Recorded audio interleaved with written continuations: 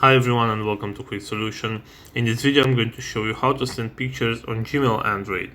So this is pretty simple and let's jump right into it. I'm going to open my Gmail account right here and I'm going to select Compose in order to create a new message. So the first thing I have to do is insert the person that I want to send the picture to, and we'll have to type in their email address. In my case I'm going to use one of my own email addresses.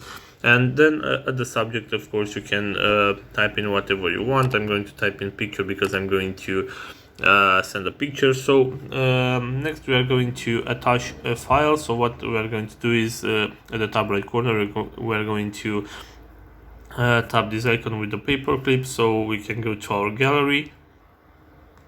So right here, as you can see, I'm in my gallery and I'm going to select a picture that I want to send. In my case, I'm going to select this random picture right here. So after the picture is uploaded to our email, what we're going to do is just hit this little blue arrow the top right corner, and we're going to send the email to the person that we want to. So this is all for today, guys. I hope you enjoyed this video, and if you did, don't forget to like and subscribe to the channel for more videos like this one.